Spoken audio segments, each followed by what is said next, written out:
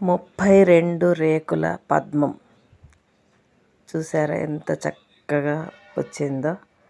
అసలు చుక్కలు కూడా పెట్టకుండా వేశానండి. చాలా చక్కగా వచ్చింది. నిన్న తొలి ఏకాదశి కదా.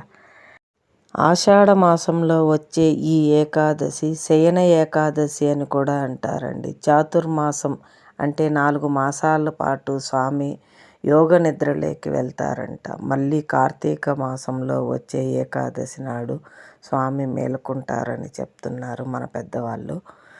ఈసారి శనివారంతో కూడిన ఏకాదశి అండి. మనకు ఆషాఢంలో చాలా మంచిది.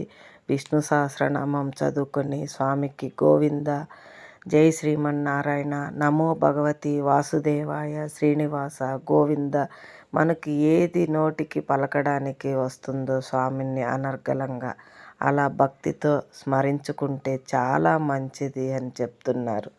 మనం చేయగలిగితే ఉపవాసము, పూజ ఏం చేసినా చేయలేకపోయినా కనీసం ఆ స్వామిని స్మరించుకుంటూ 2 తులసి దళాలు స్వామి పాదాల చెంత పెట్టి స్మరించుకుంటే చాలా మంచిదని చెప్తున్నారండి పెద్దవాళ్ళు.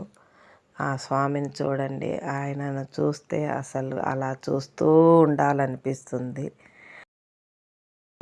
ఎంత అందమైన ఆ స్వామి రూపు చూస్తూనే ఉండాలనిపిస్తుందండి.